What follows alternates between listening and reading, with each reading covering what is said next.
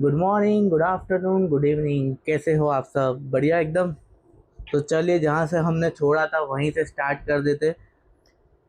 तो हमने जहाँ से छोड़ा था वो था 60th क्वेश्चन, और जहाँ से हम स्टार्ट करेंगे वो है 61st क्वेश्चन। तो आ जाइए 61st क्वेश्चन पे सब लोग।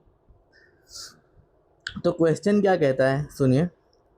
इन विच स्टेज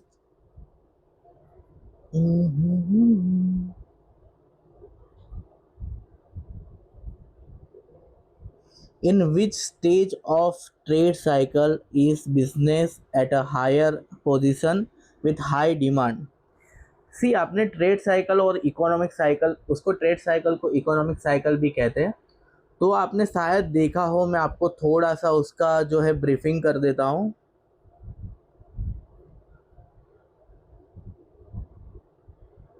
कभी भी ग्रोथ होता है ना, तो ग्रोथ कभी भी ऐसा नहीं होता।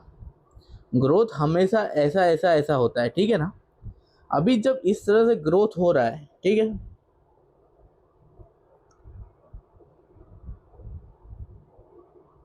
तो कभी क्या रहेगा, यहाँ से अगर स्टार्ट करें हम, तो ऐसा जाएगा, बराबर है।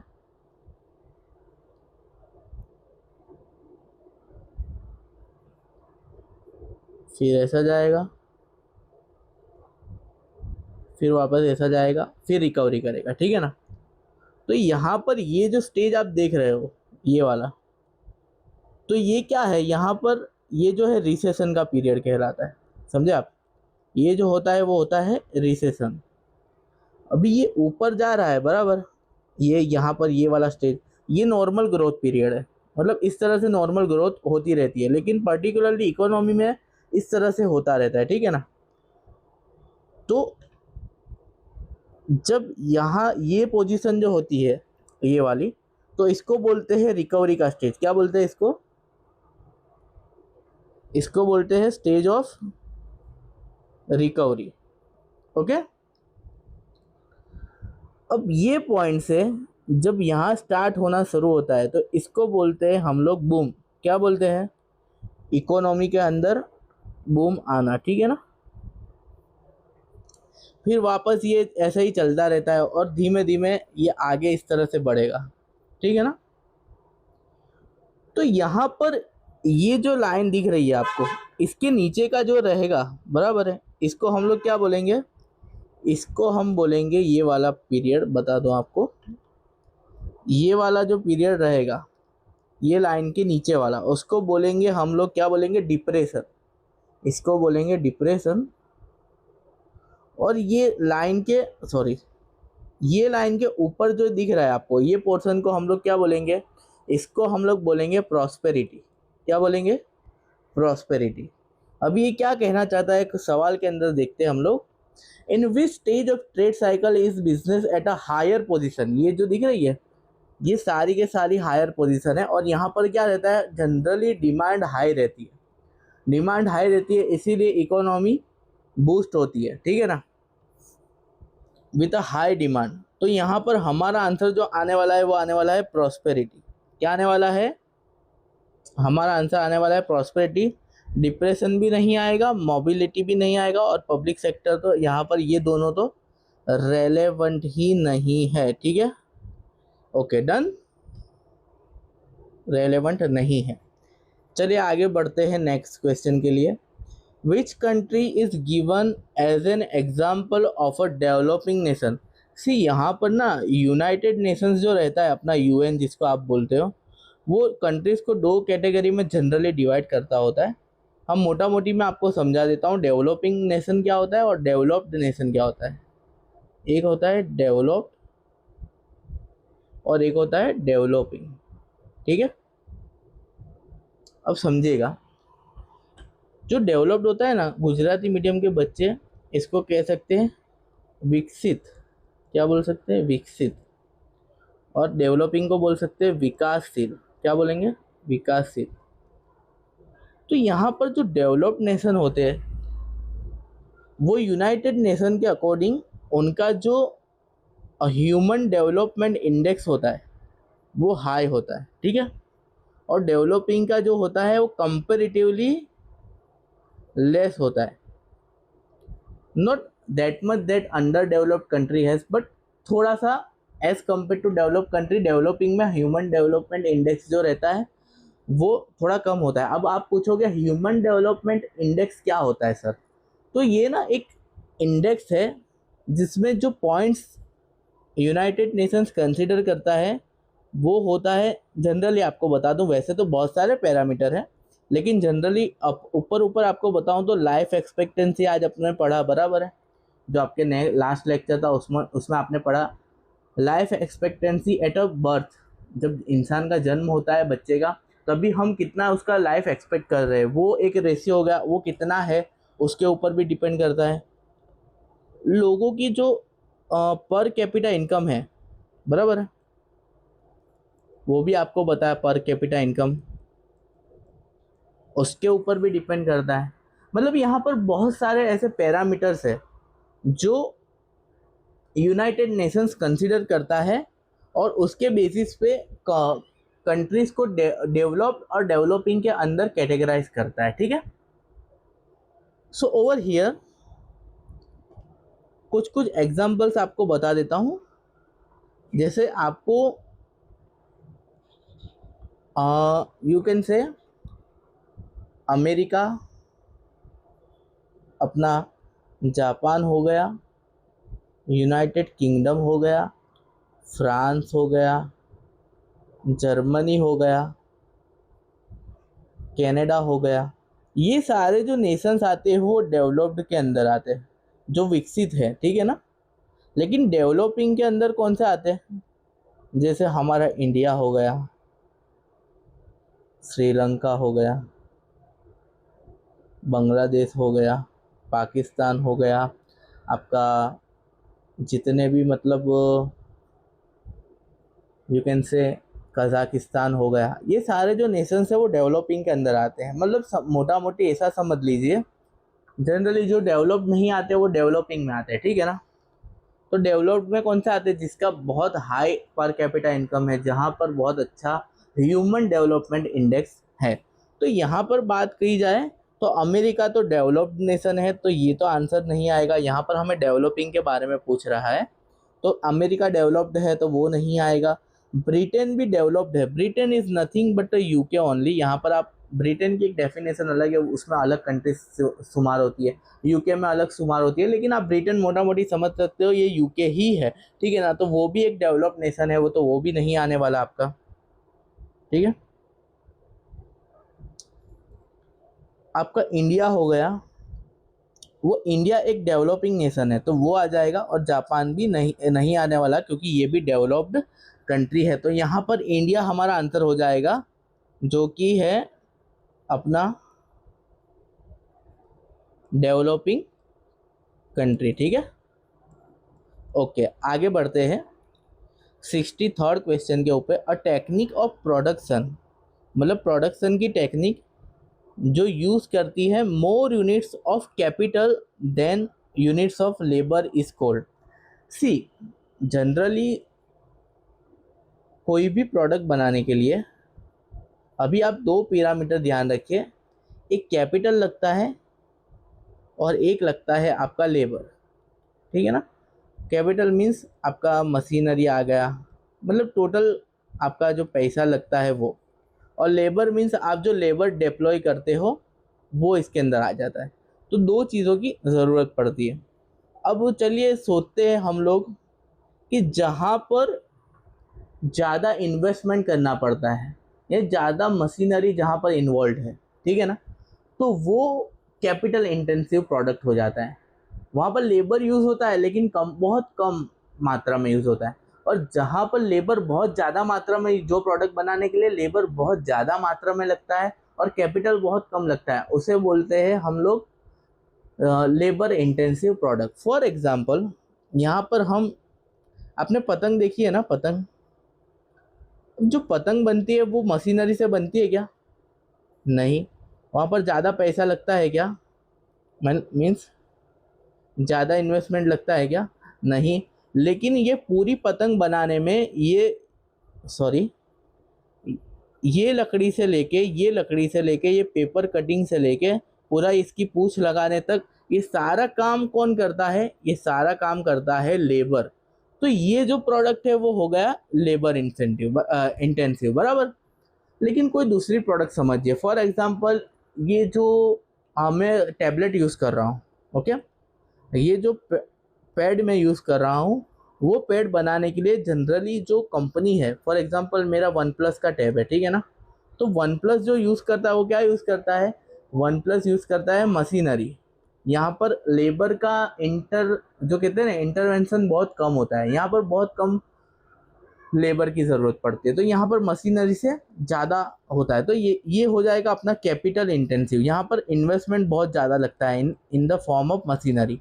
तो ये हमारा प्रोडक्ट हो जाएगा कैपिटल इंटेंसिव प्रोडक्ट, ठीक है।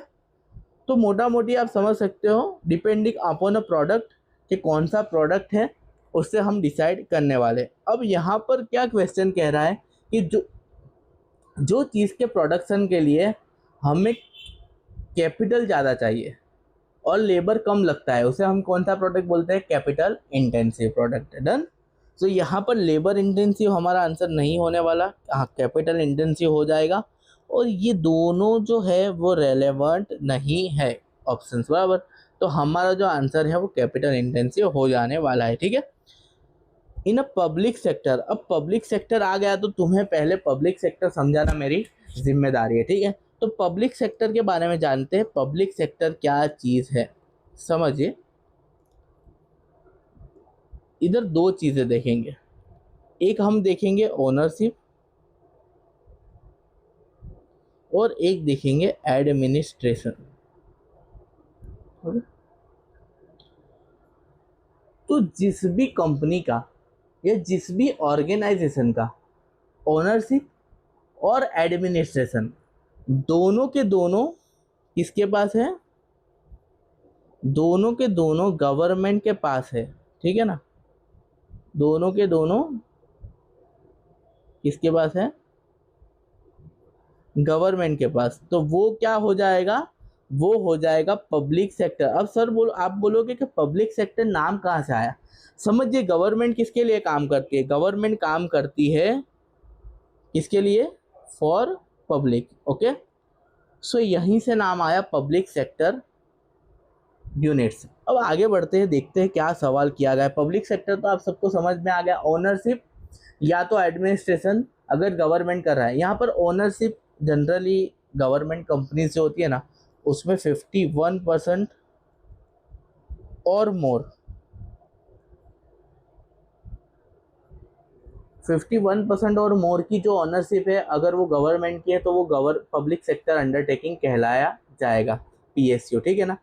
सो in a public sector unit the ownership and administration belongs to private individuals, no. Foreign companies, no. Government, yes. This is the answer. And labourers तो रेलेवेंट है ही नहीं, ठीक है ना। चलिए जानते हैं मोबिलिटी ऑफ लेबर्स के बारे में। Mobility of labour refers to the movement of workers from one place to another for vacation, no. Education, हाँ ये हो सकता है तो इसको हम पेंडिंग रखेंगे। Employment, no. Politics, no. अब समझो पॉलिटिक्स तो यहाँ पर रेलेवेंट है ही नहीं, तो उसको तो एलिमिनेट कर ही देना है। वैकेशन भी, mobility means shifting one location to another, ठीक है ना। Shifting a particular thing from one location to another, इसको बोलते हैं मोबिलिटी। सो यहाँ पर वैकेशन के लिए भी नहीं, ये भी एकदम इररेलेवेंट है, आप देखते ही समझ जाओगे। एम्प्लॉयमेंट आपके दिमाग में आ सकता है, mobility of labour for employment, but ये नहीं है। Mobility of labour refers to movement of worker from one place to another for education purpose. Like for example हमारे कंपनी का नाम है इंडियन टोबैको कंपनी, बराबर है। इसके डिफरेंट डिफरेंट डिविजन्स है, जैसे कि यहाँ पर हमारा एक डिवीज़न है रॉ टोबैको का और दूसरा डिवीज़न है सिगारेट्स का, ठीक है ना। अब समझिए कुछ वर्कर्स है उनको पूरा रॉ टोबैको का नॉलेज आ चुका है, ठीक है। They have a knowledge of raw tobacco, but we want कि वो लोग को सिगरेट किस तरह बनता है उसके अंदर भी उनको पूरा स्किल डेवलप करना है। तो हम क्या करेंगे, we will shift them from one location to another, means one plant to another plant. Okay, हम लोग उनको सिगरेट डिवीज़न में भेज देंगे और उनको बोलेंगे यहाँ पर तुम क्या करो, तुम लर्न करो और अपनी स्किल्स को एनहांस करो, ठीक है। तो यहाँ पर ये जो मूवमेंट हुआ वो फॉर एजुकेशन पर्पस हुआ। किसके पर्पस के लिए हुआ? For education purpose. Okay, done. तो यहाँ पर मोबिलिटी ऑफ लेबर जब भी पूछे याद करो तो हमें एजुकेशन पर्पस ही लिखना है, ठीक है ना। डन। 66th क्वेश्चन के ऊपर आ जाइए। A population explosion occurs when the death rate falls steeply but the birth rate. अब समझिए, पॉपुलेशन एक्सप्लोजन मीन्स वस्ती विस्फोट। क्या बोलते हैं इसको? वस्ती विस्फोट गुजराती के अंदर। तो बस्ती कब, मतलब जो पॉपुलेशन है वो कब बढ़ती है? पॉपुलेशन कब बढ़ती है? तो एक काम कर सकता हूं मैं, फॉर एग्जाम्पल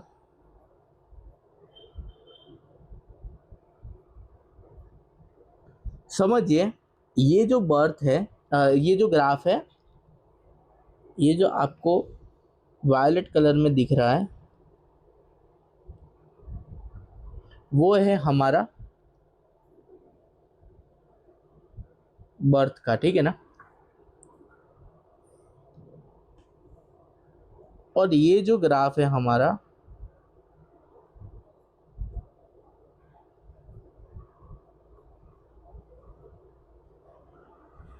ये है हमारा डेथ का।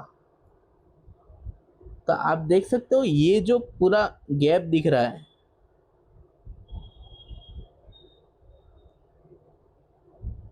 एक मिनट,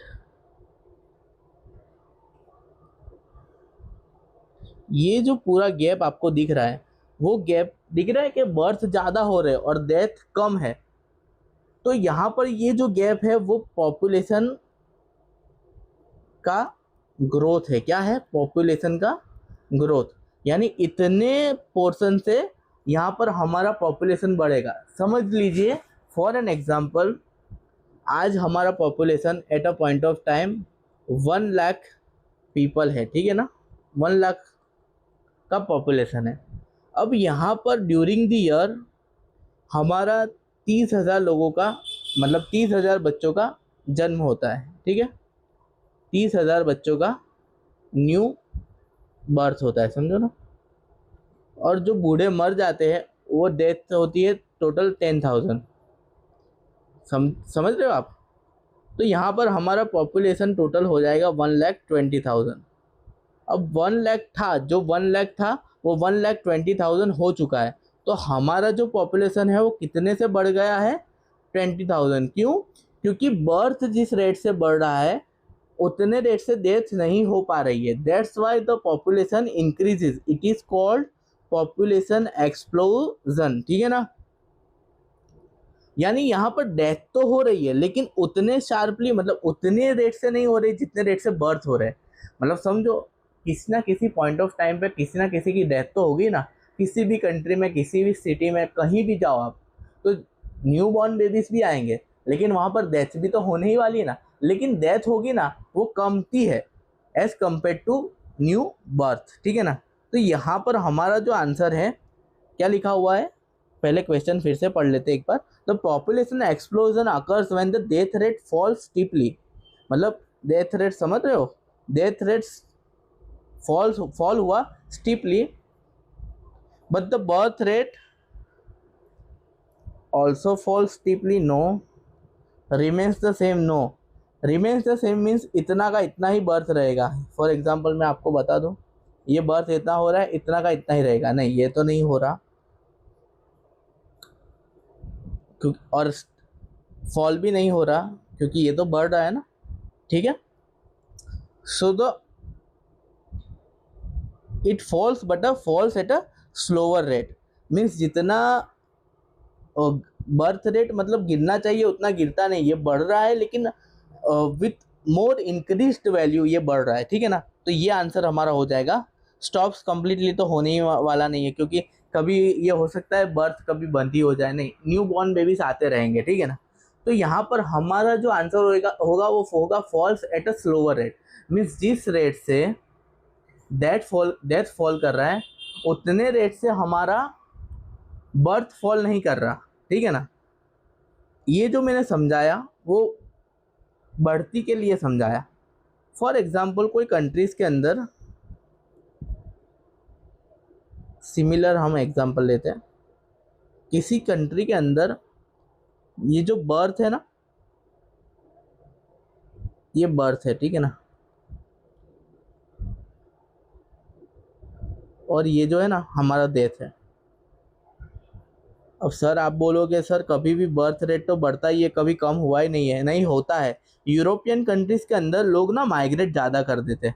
फॉर एग्जांपल आप अभी किसी कंट्री की बात करोगे, मैसिडोनिया, वहाँ पर क्या लोग रहना नहीं चाहते, वहाँ ठंड बहुत रहती है और वहाँ इतनी फैसिलिटीज़ नहीं है। They want more, so they move to the countries where the industry develops very quickly. For example, Canada, USA, UK. So they migrate from one location to another. वो लोग वहाँ रहना नहीं चाहते अपनी नेटिव कंट्री के अंदर। तो वहाँ पर क्या रहता है, बर्थ रेट भी स्लो हो जाता है और डेथ रेट भी स्लो हो जाता है, क्योंकि पॉपुलेशन घट रही है ना। लोग यहाँ ये देश छोड़ के बाहर जा रहे हैं। इंडिया में ऐसा नहीं, इंडिया में दिन ब दिन पॉपुलेशन बढ़ती जाती है, कम कभी होती ही नहीं है, ठीक है ना। तो यहाँ पर ये जो है हमारा, ये है बर्थ और ये है, सॉरी मैं समझाना तो आपको बहुत अच्छी तरीके से चाहता हूँ, लेकिन टाइम का कंस्टेंट है तो थोड़ा मेरे को कॉम्प्रोमाइज़ करना पड़ रहा है। लेकिन कोई दिक्कत नहीं, हम लोग कॉन्सेप्ट को बहुत सही से समझेंगे, ठीक है ना। तो डेथ रेट जिस रेट से गिर रहा है ना, उससे कम रेट में बर्थ गिर रहा है। ये जनरली ये सिचुएशन कब बनती है पता है? ये ज़्यादातर यूरोपियन कंट्रीज में आप देखोगे, वहाँ लोग क्या है, रहना नहीं चाहते। और इस तरह की जो सिचुएशन है, इस तरह की situation generally the countries like India में आप देखोगे, इंडिया, बांग्लादेश एक्सेट्रा में, ठीक है ना। तो जिस रेट से डेथ गिर रहा है उतने रेट से बर्थ नहीं गिर रहा। तो ये जो आप गैप देख रहे हो ना, ये क्या है, पॉपुलेशन इंक्रीज, बराबर है ना। डन।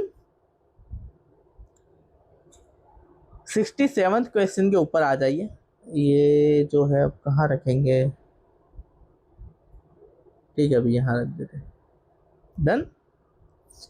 अब जेंडर रेशियो की बात करते हैं।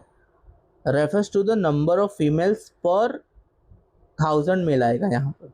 कभी भी ना gender ratio means females per 1000 mail. अब कोई भी ना परसेंटेज निकालोगे तो क्या आप 100 लोगे बेस में, मीन्स अगर आपको फीमेल जेंडर रेशियो परसेंटेज में चाहिए तो आप देखोगे 100 मेल्स के ऊपर यहाँ पर कितनी फीमेल्स है। फॉर एग्जांपल इंडिया के गुजरात के अंदर 90 फीमेल के ऊपर 100 मेल्स है, ठीक है ना। तो यहाँ पर हमारा रेशियो हो जाएगा 90%। पर जो गवर्नमेंट है वो गवर्नमेंट इस तरह कैलकुलेट नहीं करती। गवर्नमेंट हमेशा ये जो रेशियोज होते हैं, जेंडर रेशियो हो गया, बर्थ रेशियो हो गया, डेथ रेशियो हो गया, फिर हमने ऊपर और पढ़ा जैसे बर्थ लाइफ एक्सपेक्टेंसी रेट पढ़ा। तो ये सारे जो होते हैं उसके अंदर बेस के अंदर जो रहता है वो गवर्नमेंट 1000 रखती है जनरली, मतलब हर एक 1000 मेल्स के ऊपर कितनी फीमेल्स है। फॉर एन एग्जांपल यहाँ पर गुजरात की बात करें तो एक एग्जांपल लेते हैं, 950 फीमेल्स के ऊपर हमारे पास यहाँ पर 1000 मेल्स है, ठीक है। तो इस तरह से हमारा यहाँ पर जेंडर रेशियो कैलकुलेट किया जाता है। Gender ratio refers to number of females per 1000 mails. यहाँ पर 100 नहीं आएगा। कोई बच्चा ऐसा समझ सकता है ये रेशियो है ना, यहाँ पर परसेंटेज लगा देते हैं, लेकिन यहाँ पर परसेंटेज नहीं लगाना। जेंडर रेशियो आप नाम नोट कर लीजिए। जेंडर रेशियो अगर पूछा गया, लाइफ एक्सपेक्टेंसी रेट पूछा गया, बर्थ रेट पूछा गया या डेथ रेट पूछा गया, यहाँ पर हमेशा 1000 के ऊपर ही आएगा। 68 क्वेश्चन भी देख लो आप, बर्थ रेट है यहाँ पर और डेथ रेट है, are calculated for every how many people, 1000 people. देख लीजिए आप, दोनों में 1000 आंसर आने वाला है, ठीक है ना। People in which age group are generally included in the working population. समझिए, आपकी उम्र अगर 14 साल तक की रहेगी, ठीक है ना, अप टू 14 ईयर्स, तो यहाँ पर आप चाइल्ड लेबर के अंदर आ जाओगे, अगर आप लेबर का काम कर रहे हो तो। ओके, और यहाँ पर है ना बहुत सीवियर लॉस है। लॉस मीन्स बहुत स्ट्रिंजेंट कायदे बनाए गए गवर्नमेंट कि 14 ईयर्स की एज तक ना बच्चे को काम नहीं करना, उसको सिर्फ पढ़ाई पे ध्यान देना है। इसीलिए तो यहाँ पर 14 ईयर्स के एज तक ना गवर्नमेंट ने फ्री एजुकेशन की जो स्कीम निकाल रखी है, यहाँ पर गवर्नमेंट में कंपलसरी फ्री एजुकेशन सबको मिलता है, ठीक है ना, अप टू 14 ईयर्स। आप बोलोगे सर हमने तो फीस पे की थी, लेकिन आप प्राइवेट में पढ़े थे। बच्चों को यहाँ पर जो गरीब लोग होते हैं ना, वो ही जनरली बच्चों को मजदूरी के लिए लगाते हैं, क्योंकि उनके पास अर्निंग का और कोई दूसरा स्कोप नहीं रहता। बहुत कम इनकम होती है फैमिली की, तो फैमिली का उद्धार हो, इसलिए वो चाहते हैं कि बच्चा कमाए तो यहाँ पर हम लोग अच्छी तरीके से ज़िंदगी जी पाए। तो वो क्या करते हैं, बच्चों को जनरली लेबर पे लगा देते हैं, लेबर वर्क पे। तो यहाँ पर बच्चे का डेवलपमेंट नहीं हो पाता, वो एजुकेशन नहीं ले पाता। इसलिए गवर्नमेंट ने एक पॉलिसी निकाली है कि अप टू 14 ईयर्स की एज तक यहाँ पर सबको फ्री में एजुकेशन मिलेगा, ठीक है ना। तो यहाँ पर गवर्नमेंट के बहुत स्ट्रिंजेंट लॉस है, लेकिन जो मोर देन 14 यानी 15 ईयर्स और अबो है, वो यहाँ पर जनरली वर्क करते हैं, ठीक है ना। लेकिन एक अंदाजा है कि जनरली बंदा काम करेगा ना तो 15 ईयर्स से लेकर 64 ईयर्स तक काम करेगा। ओके, और उसके बाद क्या है, वो 65 ईयर्स के बंदे लोग ज़्यादातर काम नहीं करते होते, वो लोग रिटायर्ड हो जाते, ठीक है ना। तो वर्किंग फोर्स के अंदर या वर्किंग पॉपुलेशन के अंदर यहाँ पर हमारा 15 टू 64 के जो एज ग्रुप वाले लोग हैं वो जनरली फॉल होने वाले। और चाइल्ड लेबर अप टू, अगर इंसान बच्चे की एज 14 ईयर्स तक है तो चाइल्ड लेबर में फॉल हो जाएगा, ठीक है ना। और 65 ईयर्स से अबव वाले तो यहाँ पर रिटायर्ड हो जाएंगे, ये सीनियर सिटीजन। ओके, और मोर देन 70 क्या हो गया, वो तो सुपर सीनियर सिटीजन कहलाएंगे, ठीक है ना। तो ये लोग नहीं आने वाले। डन। तो यहाँ पर हमारा ये तो चाइल्ड वाला है 0 to 14। ओके, यहाँ पर तो बच्चा कहलाएगा। वर्किंग फोर्स के अंदर जनरली यही आता है। Done. What is the name for the steps taken by the government to control the growth rate of the population. यहाँ पर ग्रोथ जो पॉपुलेशन का हो रहा है इंडिया में, आप मानोगे पहले मोदी जी बोलते थे 125 करोड़, 125 करोड़ देशवासियों से मैं कहना चाहता हूँ। अब उनका स्टेटमेंट चेंज हो गया है, वो कहते हैं 150 करोड़ देशवासियों से या 140 करोड़ देशवासियों से मैं कहना चाहता हूँ।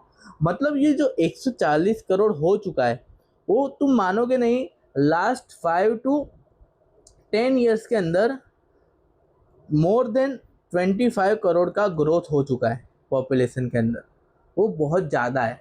यहाँ पर सामने क्या है, गवर्नमेंट को बहुत सारी प्रॉब्लम फेस करनी पड़ती है, लोगों को भी बहुत सारी प्रॉब्लम फेस करनी पड़ती है, क्योंकि सही से बच्चे को एजुकेशन नहीं मिल पाता, अनएम्प्लॉयमेंट की सिचुएशन क्रिएट होती है, जो रिसोर्सेज है वो बहुत लिमिटेड है। लेकिन यहाँ पर पॉपुलेशन ग्रोथ के कारण ये जो रिसोर्सेज है वो अलोकेशन प्रॉपरली नहीं हो पाता, तो ये सारी दिक्कतें होती है, ठीक है ना। तो यहाँ पर गवर्नमेंट क्या करेगा, इसको कंट्रोल करने के लिए ना पॉलिसी बनाएगा, पॉलिसीज। अब ये पॉलिसीज जनरली है ना पार्लियामेंट में बनती है, ठीक है ना। तो ये पॉलिसीज बनाएगा तो पॉपुलेशन एक्सप्लोजन तो आएगा ही नहीं, क्योंकि ये तो जब पॉपुलेशन बढ़ती है उसका एक्सप्लोजन बोलते हैं, बहुत ज़्यादा रेट से बढ़ती है उसे पॉपुलेशन एक्सप्लोजन बोलते हैं। पॉपुलेशन ट्रेंड्स भी नहीं आएगा, ठीक है। यहाँ पर पॉपुलेशन पॉलिसी बनाता है गवर्नमेंट, उसके अंदर पॉलिसी के अंदर डिफरेंट रूल्स एंड रेगुलेशंस भी डालता है, तो जिसके कारण पॉपुलेशन कंट्रोल हो पाता है, ठीक है ना। तो यहाँ पर जेंडर रेशियो यहाँ पर नहीं आएगा, तो यहाँ पर हमारा ऑप्शन हो जाएगा population policy. A scientific study that deals with the human behavior and basic economic problems is called, like, scientific study deals with the human behavior। मतलब हमने डिमांड सप्लाई में देखा ना कि ह्यूमन का बिहेवियर किस तरह का रहता है। अगर चीज़ों की डिमांड बढ़ रही है और जो सप्लाई है वो बहुत लिमिटेड है, तो क्या करता है ह्यूमन, कोई भी प्राइस देने के लिए तैयार हो जाता है, क्योंकि उसका वांट है, वो चाहता है कि वो प्रोडक्ट मुझे मिल जाए, ठीक है ना। तो यहाँ पर वही कहना चाहता है, ये इकोनॉमिक्स क्या है, एक साइंटिफिक स्टडी है। वो देखता है, वो ऑब्जर्व करता है ह्यूमन का बिहेवियर, और जो बेसिक इकोनॉमिक प्रॉब्लम्स है उसका सॉल्यूशन देता है इकोनॉमिक्स, ठीक है। जैसे कि आपने बोला जेंडर रेशियो हो गया, फिर हो गया यहाँ पर जीएनपी जीडीपी का रिलेटेड हो गया, बजटरी पॉलिसीज़ के बारे में हो गया, ये जो हमने अभी अभी पढ़ा पॉपुलेशन पॉलिसी के बारे में हो गया, एम्प्लॉयमेंट के बारे में हो गया। ये सारे इकोनॉमिक प्रॉब्लम्स जो है, इकोनॉमिक डेवलपमेंट के बारे में हो गया, ग्रोथ के बारे में हो गया, overall per capita income increase करने के बारे में हो गया, फॉरेन एक्सचेंज के बारे में हो गया। ये सारी चीज़ें इकोनॉमिक्स में आती है, और ये एक साइंटिफिक स्टडी है जो ह्यूमन बिहेवियर को और इकोनॉमिक प्रॉब्लम्स को सॉल्व करने में मदद करता है, ठीक है ना। तो फिलोसॉफी तो नहीं है, क्योंकि फिलोसॉफी में सिर्फ ह्यूमन बिहेवियर को स्टडी किया जाता है, इकोनॉमिक प्रॉब्लम के साथ उसका कोई रिलेशन होता नहीं है, ठीक है ना। फिजिक्स भी नहीं आएगा, क्योंकि ये तो पूरा फिजिकल वर्ल्ड के बारे में बात करता है, यहाँ पर कोई फिलोसॉफी इन्वॉल्व नहीं होती, क्योंकि इकोनॉमिक्स में फिलोसॉफी इन्वॉल्व होती है। तो यहाँ पर इकोनॉमिक्स हमारा आंसर आ जाएगा। स्टेटिस्टिक्स तो नहीं होता, क्योंकि ये क्या करता है, ये नंबर्स को मेजर करता है, मतलब ट्रेंड एक्सेट्रा को मेजर करता है, तो ये नहीं आएगा, ठीक है ना। Who is the author of the book principle of economics. See, यहाँ पर पूछने के लिए तो वो लोग 11-12 का बहुत सारा कुछ पूछ सकते हैं, पूरा सिलेबस में से कुछ भी किसी भी कोने से उठा के वो लोग पूछ लें, लेकिन मैं एक्सपेक्ट कर रहा हूँ आपने अभी अभी 12th की एग्ज़ाम दी है, तो जो इकोनॉमिक्स के बेसिक्स है वो तो आपको आते ही होंगे, ठीक है ना। तो यहाँ पर एक एडम स्मिथ करके था, उसने एक बुक लिखी थी प्रिंसिपल ऑफ इकोनॉमिक्स, ठीक है ना।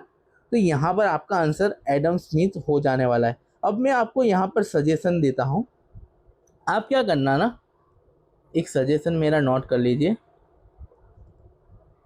ठीक है। सजेशन क्या रहने वाला है कि आप ना पूरा आपका 11th एंड 12th का जो नोट्स आपके जो फैकल्टीज रहेगी जिसने आपको पूरा सिलेबस पढ़ा है, और हाँ मैं आपको बीच में एक बात बताना चाहता हूँ, हम लोग 11 और 12th के भी क्लासेस ला रहे हैं, इंग्लिश मीडियम के और गुजराती मीडियम के। तो आप लोग चाहोगे, आप लोग को हमारा पढ़ाने का स्टाइल अच्छा लगता है, और ये तो क्या है, ये तो पूरा हैफाजत कंटेंट है। अगर पूरा एक वे में हम लोग पढ़ाएंगे ना, एक बेसिक से लेके पूरा प्रो तक उठाएंगे हम लोग, आपको पूरा बेसिक्स क्लियर करवाएंगे, फिर आपका बेस बन जाएगा, उसके ऊपर हम पूरा आपको कॉन्सेप्ट डेवलप करवाएंगे, तो मज़ा कुछ अलग ही आएगा पूरा सिलेबस पढ़ने में। वो एक स्ट्रक्चर्ड कोर्स होगा, ठीक है ना। तो आपको अगर ये हमारे पढ़ाने का स्टाइल अच्छा लगता है और हमारी फैकल्टीज अच्छी लगती है, तो हमने 11th और 12th के भी क्लासेस स्टार्ट किए। तो आपके जो भी भाई बहन रहेंगे, आपके रिलेटिव्स रहेंगे, तो आप उनको हमारा जो क्लासेस है वो रेकमेंड कर सकते हो। हमारा जो सिटी के अंदर मांडवी एरिया में है, सिस्ते खान गली में, ठीक है ना। तो आप वहाँ पर एनरोल अपने भाई बहन या अपने रिश्तेदारों को, किसी को भी 11-12 के क्लास करने हैं, तो आप हमारा जो क्लासेस है वो रेफ़र कर सकते हो। बीकॉम के लिए तो हम करने ही वाले, वो आप सबको पता है, ठीक है ना। तो यहाँ पर आपके जो 11th और 12th के जो नोट्स रहेंगे, तो वो नोट्स को आप ज़रूर से क्या करना, ज़रूर से आप रेफ़र कर लेना, एक ऊपर से, ठीक है ना। कैसे? ऊपर से, जैसे यहाँ पर जो डेफिनेशंस हो गई बेसिक, वो सारी डेफिनेशंस पढ़ लेना, ठीक है ना। तो यहाँ पर प्रिंसिपल इकोनॉमिक्स में एडम स्मिथ आंसर आ जाने वाला है, ठीक है ना। Which of the following is a non economic activity. Again वो जो हमने पढ़ा था economic activity, non economic activity, लेकिन यहाँ पर ना मेरे को ऐसा लग रहा है, यहाँ पर जो है वो सेलर पर्सपेक्टिव है, यहाँ पर जो है वो, ये तो पूरा एक्टिविटी अलग है। Watching movie in a theatre, यानी ये बायर पर्सपेक्टिव है, सॉरी यहाँ पर again economic from the seller perspective ही है। मैं समझाता हूँ किस तरह, ये तो सिर्फ लिख रहा हूँ मैं।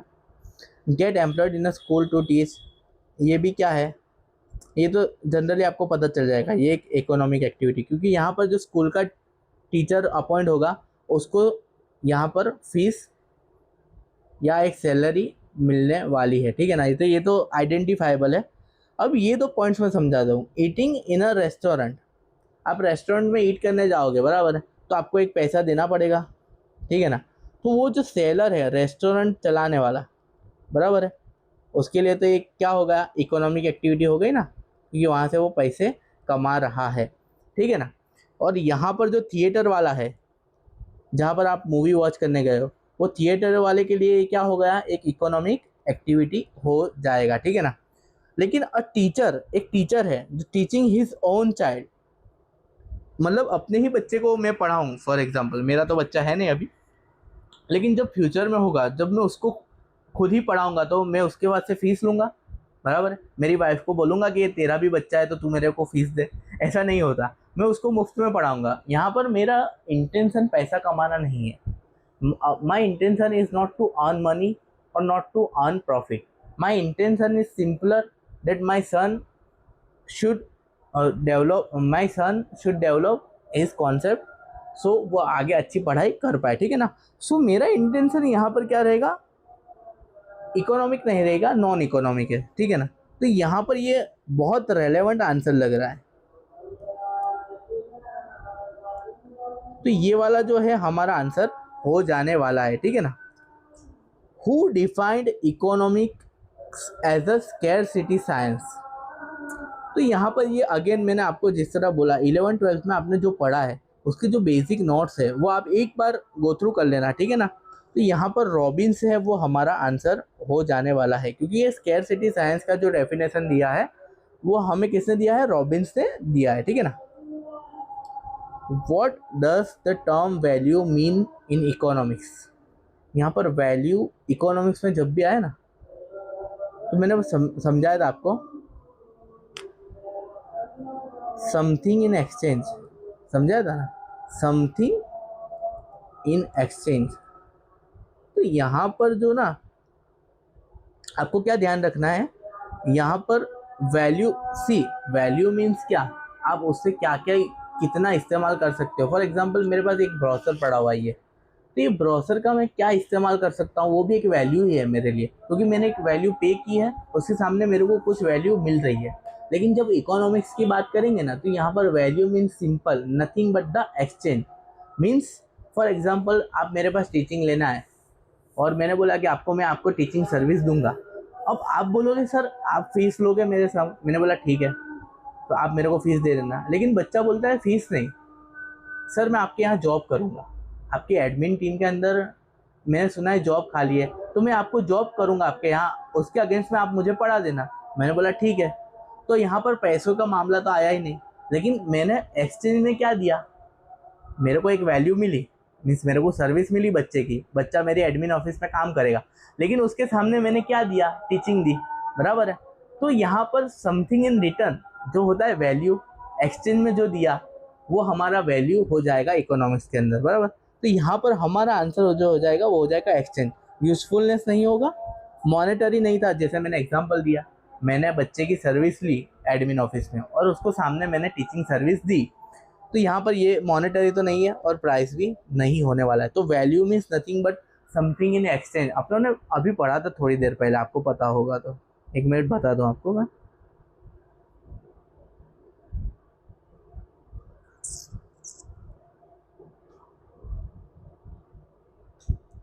मेरे महबूब कयामत होगी आज रुसवा तेरी गलियों में मोहब्बत।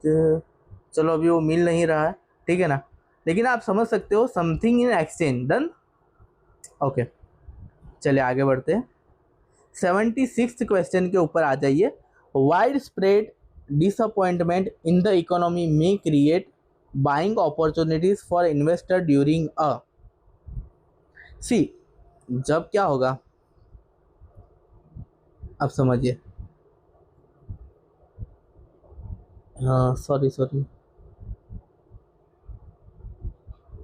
इकोनॉमी के अंदर ना कभी भी जो ग्रोथ होगा ना वो इस तरह से होगा, मैंने बताया। और ये जो फॉल होके फिर ये जो पीरियड ऊपर जा रहा है ना, इसको बोलते हैं रिकवरी। क्या बोलते हैं इसको? इसको बोलते हैं रिकवरी। अब समझिए, अभी क्या होगा जब ये, हम एक एग्जांपल लेते हैं, रिलायंस का स्टॉक, रिलायंस का शेयर, स्टॉक को शेयर भी बोलते हैं। रिलायंस के शेयर के बारे में हम बात करते हैं। तो यहाँ पर रिलायंस का शेयर ना इस तरह से, आपने कभी चार्ट देखा होगा शेयर का, इस तरह से ऊपर जा रहा था। अभी ना क्या हुआ, कलर चेंज कर लेते तो आपको पता चलेगा। यहाँ पर था, अब यहाँ पर ना एकदम से कुछ इकोनॉमी में हुआ या कुछ इनसाइडर इंफॉर्मेशन आई कि कंपनी में कुछ गलत चल रहा है। तो वो जो अफवाह स्प्रेड हो गई, बराबर है, जो रूमर्स स्प्रेड हो गए, उसके कारण क्या हुआ, शेयर का प्राइस कम होने लगा। अब शेयर का प्राइस कम हुआ, लेकिन यहाँ पर आज चल के पता चला नहीं, ऐसा कुछ भी नहीं है। कंपनी तो बहुत अच्छा परफॉर्म कर रही है और आगे भी एक्सपेक्टेड है कि बहुत अच्छा परफॉर्म करेगी। तो यहाँ से स्टॉक ना, सॉरी, यहाँ पर स्टॉक ना रिकवरी चालू करेगा। अब लोग क्या है, यहाँ पर जिसने एंट्री लिया होगा, यहाँ पर जिसने स्टॉक को खरीदा होगा, बराबर, तो उसने तो बहुत सारा लॉस कर चुका होगा, वो तो इतना सारा लॉस कर चुका होगा। तो वो तो क्या हो जाएगा, पूरा डिसअपॉइंटमेंट हो जाएगा। मतलब उसको इतना एक्सपेक्टेशन था कि रिलायंस से तो मैं कमाऊंगा ही, रिलायंस में अगर मैंने पैसा लगाया तो मैं बहुत अच्छा पैसा बनाने वाला हूँ, लेकिन स्टॉक पूरा गिर गया, पूरा उल्टा हो गया, तो डिसअपॉइंट हो गया, ठीक है ना। अब यहाँ से जब स्टॉक ने पीक लेना फिर से शुरू किया, तो यहाँ पर इन्वेस्टर को एक बाइंग अपॉर्चुनिटी मिल जाएगी कि यहाँ पर कहीं भी ये लोग एंट्री मार्केट में ले सकते हैं। और जो यहाँ पर एंट्री लेगा और ये जो यहाँ तक होल्ड करेगा, फॉर एग्जांपल यहाँ तक होल्ड करेगा, यहाँ पर एंट्री लेगा, यहाँ पर एंट्री लेगा और यहाँ पर वो सेल करेगा, तो इसको इतना सारा प्रॉफिट मिल जाने वाला है, ठीक है ना, इतना सारा प्रॉफिट मिल जाएगा। तो यहाँ पर जो अपॉर्चुनिटी क्रिएट हुई, पहले जो ये प्राइस डाउन हुई, फिर यहाँ से अपसाइड जाना शुरू हुई, तो यहाँ पर ये जो अपॉर्चुनिटी आई उसको बोलते हैं रिकवरी पीरियड की अपॉर्चुनिटी, ठीक है ना। तो यहाँ पर क्या दिया गया है क्वेश्चन के अंदर, wide spread disappointment in the economy may create buying opportunities for investor during a recovery period। अब आपको मैंने जनरली समझाया, ये दूसरे जो टर्म्स है वो समझा देता हूँ। एक्सपांसन मीन्स कंपनी के जो ऑपरेशंस होते हैं उसको एक्सपांड करना, ठीक है ना। तो बूम समझा देता हूँ, ये जो जनरली एक्सपेक्टेड थी वो ये लाइन है, ठीक है ना, इस तरह स्टॉक जाना चाहिए था, लेकिन स्टॉक एक्चुअली तो ऐसा परफॉर्म नहीं करेगा ना, जो एक्सपेक्टेशन है उस तरह थोड़ी परफॉर्म करेगा। स्टॉक तो मूवमेंट करता रहेगा फिर आगे बढ़ेगा ना। तो यहाँ पर ये जो एक्सपेक्टेशन यहाँ पर थी उससे अगर बढ़ जाता है स्टॉक, ठीक है ना, कि इतना होना चाहिए था। फॉर एग्जांपल मैंने एक्सपेक्ट किया था कि 2 साल बाद स्टॉक का प्राइस 100 हो जाएगा, ठीक है ना, लेकिन एक्चुअली में स्टॉक का प्राइस 100 नहीं हुआ, एक्चुअली में स्टॉक का प्राइस हो गया 120। तो ये जो फेज़ है उसको बोलते हैं बूम फेज़। मतलब ये नॉर्मल एक्सपेक्टेशन थी, उससे ज़्यादा बढ़ गया, तो ये जो है उसको बोलते हैं बूम, ठीक है ना। और ये जो पीरियड था वो पीरियड को बोलते हैं रिसेशन, जब स्टॉक गिर रहा था, ठीक है। तो यहाँ पर बूम के अंदर भी बाइंग अपॉर्चुनिटी क्रिएट नहीं होती, ठीक है ना, रिसेशन के अंदर भी बाइंग अपॉर्चुनिटी क्रिएट नहीं होती, क्योंकि फॉर एग्जांपल कोई बंदा यहाँ पर एंट्री ले रहा है, ठीक है ना, तो यहाँ पर इतना सारा लॉस उसको बियर करना पड़ सकता है, और गारंटी थोड़ी है यहाँ से बढ़ ही जाएगा, क्योंकि जब बढ़ना शुरू हुआ तब पता चला कि अब स्टॉक वापस रिकवरी कर रहा है, लेकिन यहाँ से तो ये इतना नीचे भी जा सकता था ना स्टॉक, ठीक है, समझ रहे हो। तो यहाँ पर रिसेशन के अंदर भी बाइंग अपॉर्चुनिटी नहीं क्रिएट होती। तो बाइंग अपॉर्चुनिटी एक्सपांसन में भी क्रिएट नहीं होती, क्योंकि जनरली एक्सपांसन के टाइम पे कैपिटल बहुत ज़्यादा लगता है, तो स्टॉक का प्राइस गिर जाता है, ठीक है ना। लेकिन रिकवरी के टाइम पे यस, रिकवरी जब हो रहा है ना तब एक्सपेक्टेशन अच्छी रहती है कि नहीं अब अच्छा प्रॉफिट कमाने मिल सकता है, तो यहाँ पर रिकवरी एक बाइंग अपॉर्चुनिटी लेकर आती है। Done. Okay, what type of goods are fans and electricity, मतलब फैंस एंड इलेक्ट्रिसिटी किस तरह के गुड्स है। तो यहाँ पर ये ना आपको बहुत ज़्यादा डीपली जो है 11th और 12th का नॉलेज होना चाहिए इकोनॉमिक्स का, तभी जाके आप ये सारे क्वेश्चन को सॉल्व कर पाओगे। लेकिन ये रिलेटेड जो कॉन्सेप्ट है वो कॉन्सेप्ट मैं आपको समझा दे रहा हूँ, ठीक है ना। तो जो फैंस है और इलेक्ट्रिसिटी है वो हमारे सब्स्टिट्यूट गुड्स भी नहीं है, आइडेंटिकल भी नहीं है और पेरिशेबल। सी पेरिशेबल गुड्स किसको बोलते हैं पता है आपको? पेरिशेबल मीन्स जो खराब हो जाए, शॉर्ट पीरियड में खराब हो जाए। For an example fruits, fruits को आप ज़्यादा देर तक स्टोर नहीं कर सकते, वो ख़राब हो जाएंगे, तो it is called perishable goods, ठीक है ना। तो फैन और इलेक्ट्रिसिटी पेरिशेबल नहीं है, तो ये वाला तो हमारा ऑप्शन आने ही वाला नहीं है, ठीक है ना। आइडेंटिकल मीन्स दोनों सिमिलर, क्या फैंस और इलेक्ट्रिसिटी सिमिलर है? नहीं। अगर फैंस एंड एयर कंडीशनर ये दो दिया होता तो ये दोनों एक दूसरे के क्या है? आइडेंटिकल गुड्स है, सिमिलर है, ठीक है ना।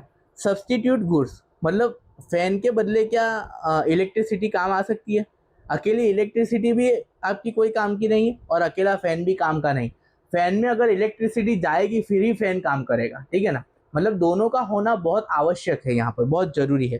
तो यहाँ पर जो हमारा आंसर हो जाने वाला है कॉम्प्लीमेंट्री गुड्स, मतलब एक दूसरे की कॉम्प्लीमेंट में ही वो चलेंगे, एक दूसरे के ऊपर वो लोग क्या होंगे? डिपेंडेबल होने वाले हैं। तो यहाँ पर फैन और electricity they are complementary goods, they are not substitute of each other, they are not identical goods and they are not perishable goods। तो यहाँ पर हमारा जो आंसर हो जाने वाला है कॉम्प्लीमेंट्री हो जाने वाला है। अगेन एक बार रिवाइज करवा देता हूँ, पेरिशेबल गुड्स का नेचर ऐसा होता है वो बहुत जल्दी शॉर्ट पीरियड में खराब हो जाता है, ठीक है ना, तो वो उसको पेरिशेबल गुड्स बोलते हैं। Identical goods mean similar goods, for example tablet and mobile phone both are used for the purpose of chatting, for the purpose of video chat, for the purpose of surfing, ये सारे कामों के लिए, for the purpose of gaming. तो mobile और tablet हो गया, वो दोनों हो गया आपका आइडेंटिकल गुड्स।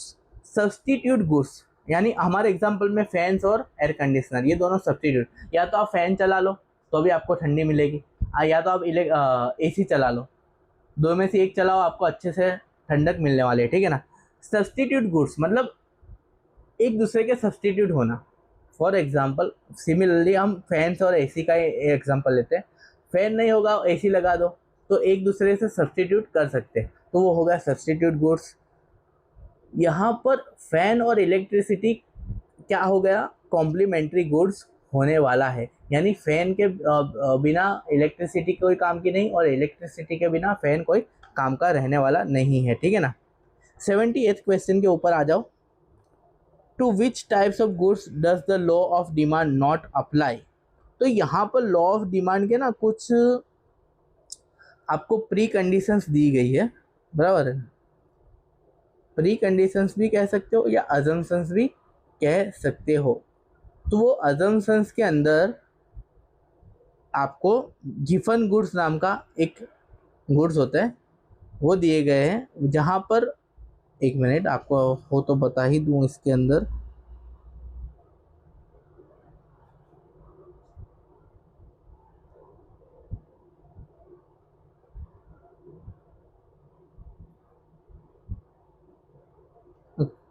हमारी नोट्स के अंदर ये नहीं है, ठीक है ना। गिवन गुड्स यहाँ पर आंसर होने वाला है, तो नॉन एसेंशियल भी नहीं रहेगा, प्लेजर भी नहीं रहेगा, गिवन गुड्स आपका आंसर हो जाएगा और रेयर भी नहीं रहेगा।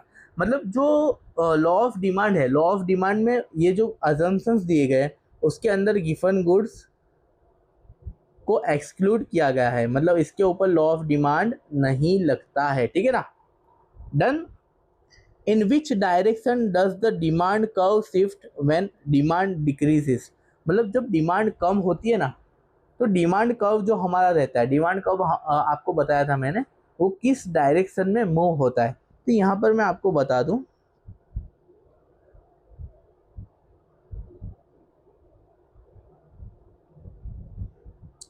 यहाँ पर हमारा y एक्सिस के ऊपर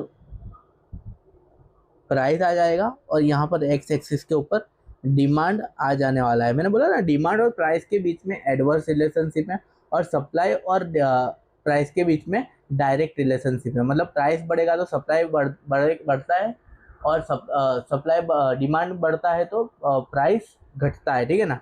मतलब अगर प्राइस गिरा दोगे आप तो डिमांड बढ़ जाएगा और प्राइस बढ़ा दोगे तो डिमांड घट जाएगा, ठीक है ना।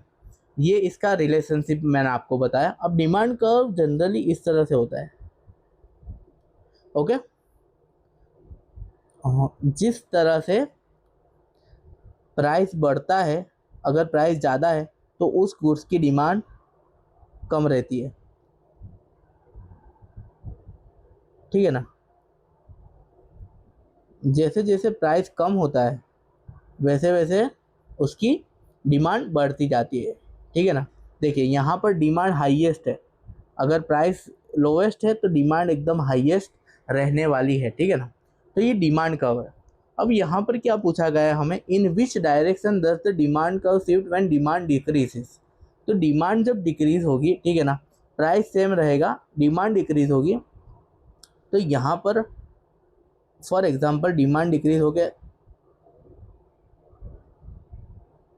यहाँ इतनी हो गई, ठीक है ना, ये प्राइस पॉइंट के ऊपर इतनी हो गई, तो यहाँ पर हम देखेंगे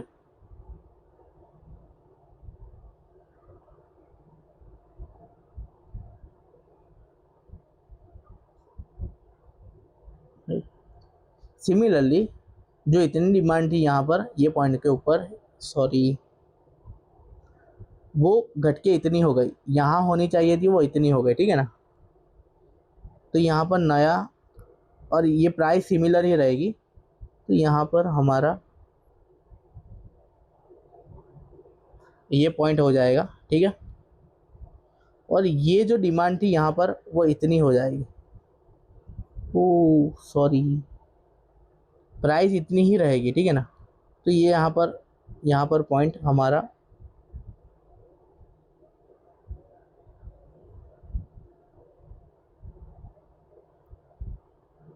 बन जाने वाला है, ठीक है ना। तो ये पूरा डिमांड कर्व आप देख रहे हो,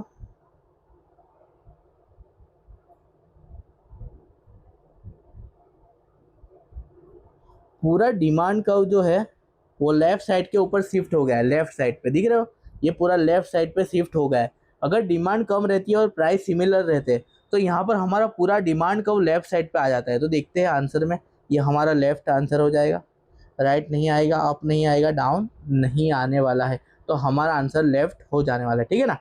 प्रैक्टिकल एग्जाम्पल से समझा दिया आपको। Which of the following situation does a demand contract means demand increases when the factor change, demand decreases when other factor change, demand increases when other factor remain constant, demand decreases when other factor remains constant। तो यहाँ पर जो हमें पूछा गया है demand contract के बारे में पूछा गया है, ठीक है ना। तो यहाँ पर आपका आंसर है ना ये थर्ड वाला हो जाने वाला है, क्योंकि when other factors remain constant, मतलब आपका जो अजम्पशन है, जनरली आपने डिमांड में जो अजम्पशन पढ़े हैं उसके अकॉर्डिंग अदर फैक्टर्स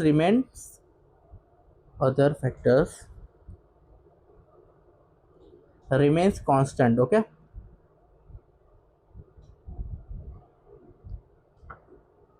तो डिमांड क्या होता है, डिमांड बढ़ता है, ठीक है ना, डन। तो ये आपका सी वाला आंसर हो जाने वाला है, ठीक है।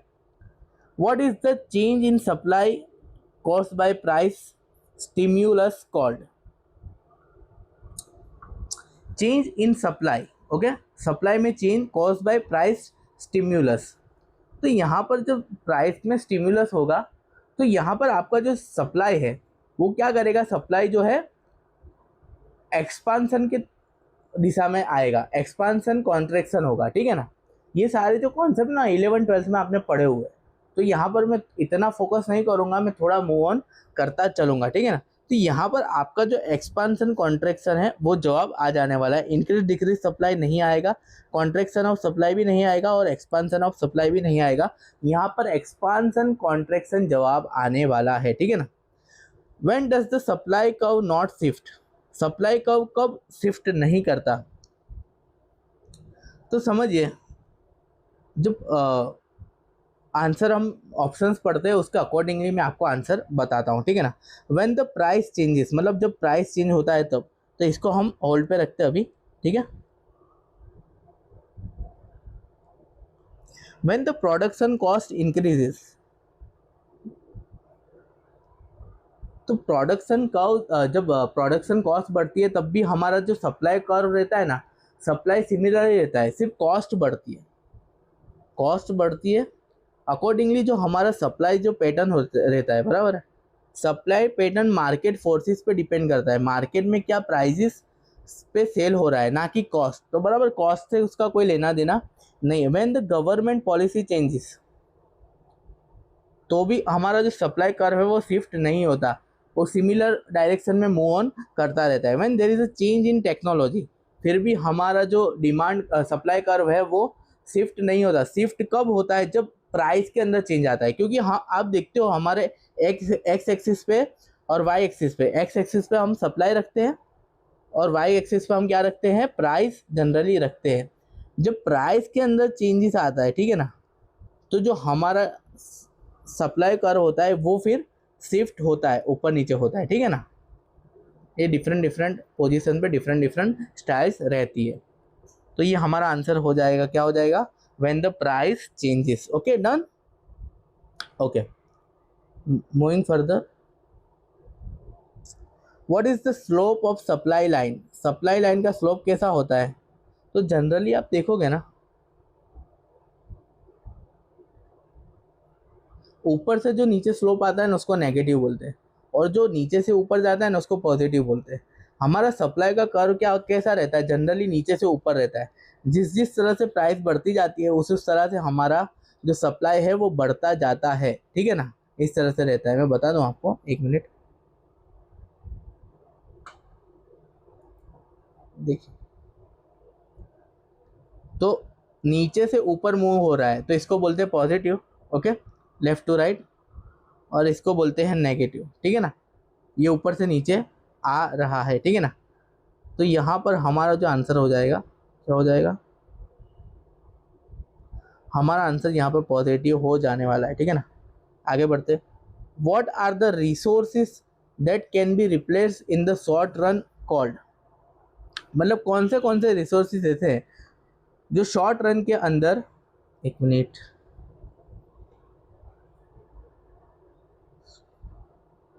कौन से रिसोर्सेज ऐसे हैं जो शॉर्ट रन के अंदर रिप्लेस किए जा सकते हैं?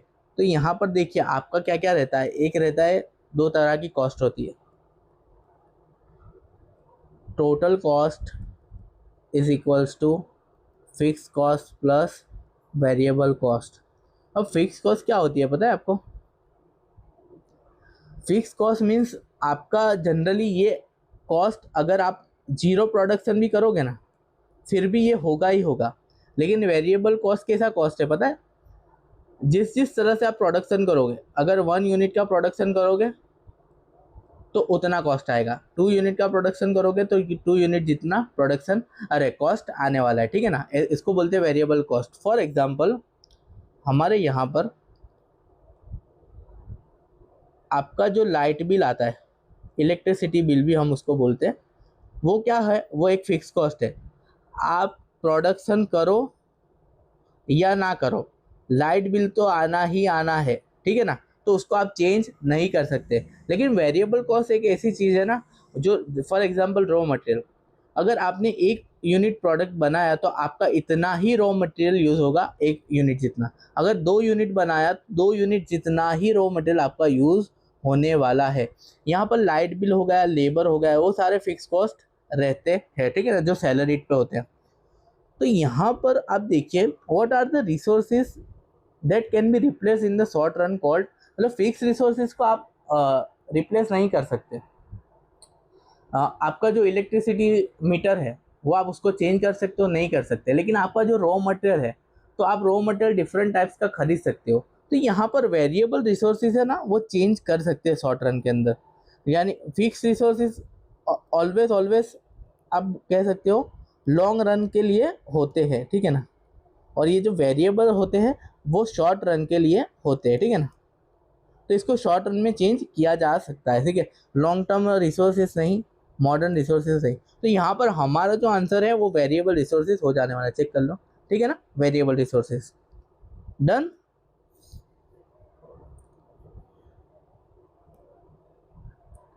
यहाँ पर फिक्स रिसोर्सेज का आपका दूसरा एक है, आपने जो रेंट के ऊपर जो प्रेमाइस ले रखी है, ठीक है ना, अब आपने एक प्रेमाइस के अंदर पूरा सेटअप लगा लिया है, बराबर, यहाँ पर पूरा सेटअप लगा चुका। अब वो पूरा सेटअप, यहाँ पर मशीनरी इंस्टॉल है, पूरा सेटअप उठा के दूसरी जगह ले जाना is a very difficult task. ये शॉर्ट रन में आप चेंज नहीं कर सकते, आपको इसी प्रेमाइस के अंदर जो हमने एग्जांपल दिया वहाँ पर ही आपको प्रोडक्शन करना पड़ेगा, ठीक है ना। विच type of cost decreases continuously as production increases but does not become zero, ठीक है ना। तो समझिए, फॉर एग्जाम्पल फिक्स्ड कॉस्ट, यहाँ पर फिक्स कॉस्ट ही आंसर, इसलिए फिक्स कॉस्ट आपको समझा रहा हूँ। फिक्स कॉस्ट ऐसी कॉस्ट है जो फिक्स कॉस्ट लगने ही वाली है, अगर आप सिंगल यूनिट का प्रोडक्शन करो या ना करो, या आप 1000 यूनिट का प्रोडक्शन करो। फॉर एग्जाम्पल आपकी टोटल फिक्स कॉस्ट है for example 5 lakh, okay, 5 lakh rupees की आपकी फिक्स कॉस्ट है। दो एग्जांपल लेते हैं यहाँ पर। अगर आपने 1000 यूनिट का प्रोडक्शन किया या आपने 2000 यूनिट का प्रोडक्शन किया, तो अगर आप 1000 यूनिट का प्रोडक्शन करते हो तो 5 lakh divided by 1000 is equal to per unit पे आपको कितना फिक्स कॉस्ट लगेगा, 500 रुपीज़, ठीक है ना। और 2000 अगर आप करते हो तो आपको 250 रुपीज़ का पर यूनिट का फिक्स कॉस्ट लगने वाला है, ठीक है। लेकिन जब आप वेरिएबल कॉस्ट की बात करो तो मैंने बताया जिस तरह से कि आप जितना यूनिट बनाओगे ना उतना ही आपका जो है रॉ मटेरियल लगने वाला है, ठीक है। तो यहाँ पर अगर आप 1000 पर यूनिट आपका वेरिएबल कॉस्ट है फॉर एग्जांपल 10 रुपीज़, तो आप 1000 यूनिट्स बनाओगे, बराबर है, तो आपका टोटल कितना हो जाएगा, वेरिएबल कॉस्ट आपका हो जाने वाला है 10,000 रुपीज़, ठीक है। और अगर आप 2000 बना रहे हो तो आपका हो जाएगा 20,000, ठीक है ना। तो per unit will remain same, आपने यहाँ पर 1000 बनाए, 10,000 डिवाइडेड बाय 1000 करोगे आप, ठीक है, तो आपका आंसर हो जाएगा 10। सिमिलरली आप 20,000 वेरिएबल कॉस्ट को 2000 यूनिट से डिवाइड करोगे तो अगेन आपका वेरिएबल कॉस्ट हो जाएगा, सॉरी,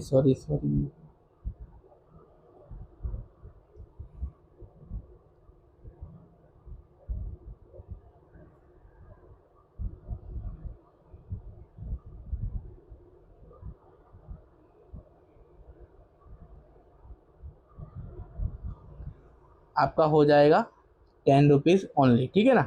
करके देख लीजिएगा, 10 ही जवाब आएगा। यानी जितने भी यूनिट ऑफ प्रोडक्शन बढ़ाओ पर यूनिट पे variable cost will remain same, but अगर जितने भी यूनिट आप बढ़ाते जाओगे प्रोडक्शन में fix cost will decrease, fix cost घटती जाती है। जैसा आपने देखा, 1000 यूनिट प्रोड्यूस कर रहे थे तो हमारी पर यूनिट की फिक्स कॉस्ट 500 रुपीज़ थी, लेकिन जब हमने 2000 यूनिट्स को प्रोड्यूस किया तो हमारी पर यूनिट की जो कॉस्ट है वो 250 हो गई। तो यहाँ पर हमारा जो 250 से डिक्रीज हो गया, 1000 यूनिट से इंक्रीज किया प्रोडक्शन। तो क्या बोल रहा है यहाँ पर, which type of cost decreases continuously as production increases but does not become zero. मतलब यहाँ पर फ्रैक्शन में भी जवाब आएगा लेकिन ये फिक्स कॉस्ट जीरो कभी भी नहीं होगा पर यूनिट बेसिस पे, ठीक है ना। तो यहाँ पर एवरेज फिक्स कॉस्ट हमारा आंसर हो जाने वाला है, ठीक है ना। ये तीनों तीन नहीं होगा, variable cost with the unit of production ये बढ़ता जाएगा, टोटल कॉस्ट भी चेंज होता जाएगा क्योंकि total cost includes fix cost plus variable cost. तो यहाँ पर fix cost will remain same but variable cost will remain increasing, okay. Opportunity cost भी नहीं आएगा। तो यहाँ पर हमारा आंसर जो हो जाने वाला है वो हो जाने वाला है फिक्स कॉस्ट, मतलब एवरेज फिक्स कॉस्ट हमारा आंसर हो जाने वाला है। ये वाले जो एग्जाम्पल है उसको रेफर एक बार ज़रूर से कर लेना, इसका स्क्रीनशॉट भी ले लो, ठीक है ना। Done. Which type of cost is zero when production is zero. Variable cost obviously यहाँ पर समझाया, अगर एक भी यूनिट प्रोड्यूस नहीं करोगे, फॉर एग्जांपल 0 यूनिट प्रोड्यूस करोगे इंटू 10 रुपीज़, तो यहाँ पर हमारा आंसर 0 आ जाने वाला है, ठीक है ना। तो वेरिएबल कॉस्ट एक ऐसी कॉस्ट है जहाँ पर अगर आपका प्रोडक्शन नहीं है तो आपकी कॉस्ट भी नहीं लगने वाली है, ठीक है ना। तो यहाँ पर वेरिएबल कॉस्ट हमारा आंसर आ जाएगा। Done. In which market does a firm become in an industry. Okay, firm कहाँ पर इंडस्ट्री बनता है, तो यहाँ पर जब मोनोपोली रहता है, मोनोपोली किसको कहते हैं, फ्यू सेलर होते हैं, यहाँ पर फ्यू सेलर, बहुत कम सेलर होते हैं, ठीक है ना, लेकिन बायर बहुत सारे होते हैं, टू मच बायर, ठीक है ना। जहाँ पर बायर बहुत सारे और सेलर बहुत कम है, तो वहाँ पर फर्म जो होता है ना, वो फर्म इंडस्ट्री बन जाता है। क्या बन जाता है, क्योंकि वो बड़ा बनता जाता है, क्योंकि उसके पास एक मोनोपोली है, ठीक है ना। परफेक्ट कंपटीशन नहीं आएगा, मोनोपोलिस्टिक कंपटीशन भी नहीं आने वाला है, और ओलिगोपोली भी नहीं आने वाला है। सी, ये जो 4 टर्म्स है ना, वो एक बार आप रेफर कर लेना अपनी 11-12 की बुक से, ठीक है ना। जरूर से रेफर करना है, इसको छोड़ना नहीं है। अभी टाइम कंस्ट्रेंट की वजह से मैं नहीं करवा रहा, लेकिन मोनोपोली, डिओपोली, ओलिगोपोली, ये मोनोपोलिस्टिक कंपटीशन, ये सारे आपको कर लेने, एक बार तो एटलीस्ट देख लेना है। अगर आप चाहो तो मुझे मैसेज कर देना, तो मैं आपको नोट्स दे दूंगा, ठीक है ना। वो नोट्स को आप सिर्फ रेफर करते हुए चलना। यहाँ पर तो हमें क्या पूछा गया है, सिर्फ मोनोपोली के बारे में पूछा गया है, इसलिए हम यहाँ पर आंसर करते हुए चलते हैं। लेकिन आपको ये सारों के बारे में नॉलेज होना बहुत बहुत बहुत ज़्यादा ज़रूरी रहने वाला है, ठीक है ना। Product differentiation is a distinctive feature of which market type. Product differentiation means आपकी प्रोडक्ट कुछ अलग है एज कम्पेयर टू मार्केट। आपकी प्रोडक्ट में कुछ अलग चीज़ है, क्या है, कुछ हटके है, हटके, ठीक है ना। तो product differentiation is distinctive feature of which market type, मतलब कहाँ पर प्रोडक्ट डिफरेंशिएशन देखने मिलेगा, जहाँ पर क्या होगा, मोनोपोलिस्टिक कंपटीशन रहेगा ना, वहाँ पर प्रोडक्ट डिफरेंशिएशन देखने मिलेगा। फॉर एग्जांपल कोई प्रोडक्ट है जो मार्केट से डिफरेंट है, तो वहाँ पर आपको एक कॉम्पिटिटिव एज मिलेगा, कॉम्पिटिटिव एडवांटेज मिलेगा, ठीक है ना। लोगों के साथ आप कम्पीट कर पाओगे। फॉर एग्जांपल मोबाइल्स तो बहुत सारी कंपनीज बनाती है, लेकिन जो एप्पल का R&D है, एप्पल का सिक्योरिटी है, वो अनबीटेबल है, ठीक है ना। तो एप्पल क्या करेगा, एप्पल अपनी प्राइजेस भी ज़्यादा रखेगा एज कम्पेयर टू मार्केट, और उसके पास एक टेक्नोलॉजी है, एक उसके पास एक सॉफ्टवेयर है। वो सॉफ्टवेयर का नाम क्या है, वो सॉफ्टवेयर का नाम है iOS। वो किसी भी फ़ोन के अंदर देखने नहीं मिलेगा, या आप उसका प्रोडक्ट डिफरेंशिएशन हो गया। दूसरे किसी भी फ़ोन खरीदो, आप किसी भी कंपनी का फ़ोन खरीदो, सब में एंड्रॉयड डला हुआ रहता है, लेकिन एप्पल के पास एक कॉम्पिटिटिव एडवांटेज है, एक प्रोडक्ट डिफरेंशिएशन है, उसके लिए वो कंपटीशन में टिक पा रहा है, और उसके अलावा iOS कोई भी प्रोवाइड नहीं कर सकता। तो कंपटीशन तो है मोबाइल इंडस्ट्री में, ओवरऑल देखने जाओगे पूरी मोबाइल इंडस्ट्री में कंपटीशन तो है, लेकिन किसी के पास भी iOS नहीं है, सिर्फ एप्पल के पास है। किसके पास है, एप्पल के पास। तो इसके पास iOS के लिए क्या है, एक मोनोपोली है, वो अकेला ही है जो iOS प्रोवाइड करता है। तो मोनोपोली तो है, लेकिन मार्केट में कंपटीशन भी है। तो ये कंपटीशन कैसी बन जाएगी, मोनोपोलिस्टिक कंपटीशन इसको कह सकते हैं, ठीक है ना। एग्जाम्पल आपको सही से पता चला होगा, मैं आशा करता हूँ। बाकी इसके बहुत सारे दूसरे एग्जाम्पल्स हो सकते हैं, लेकिन एप्पल का एग्जाम्पल मेरे को थोड़ा अच्छा लगा, इसलिए मैंने, क्योंकि मैं मोबाइल पे रिकॉर्ड कर रहा हूँ, मोबाइल पे मुझे अभी मोबाइल ही दिख रहा है, तो मैंने एप्पल का एग्जाम्पल ले लिया, ठीक है ना। तो यहाँ पर मोनोपोली प्योर नहीं आएगा, क्योंकि यहाँ पर कंपटीशन रहेगा, ठीक है ना। परफेक्ट कंपटीशन भी नहीं आएगा, प्योर कंपटीशन। यहाँ पर मोनोपोलिस्टिक कंपटीशन आपका आंसर हो जाने वाला है, ठीक है ना। यहाँ पर आपको प्रोडक्ट डिफरेंशिएशन रहने वाला है। विच type of unemployment is found in India.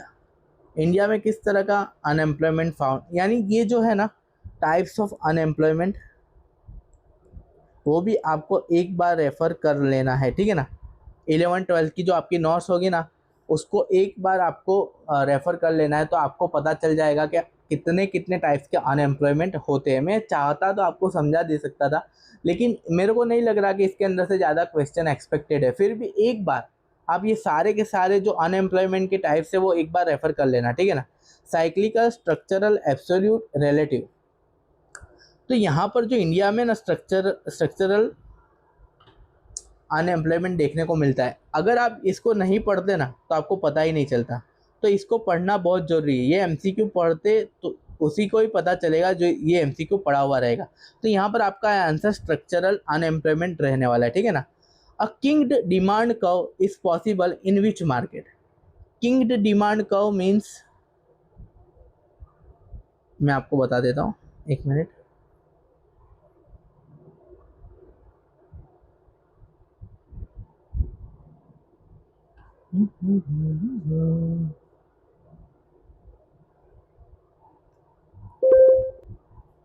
King demand curve,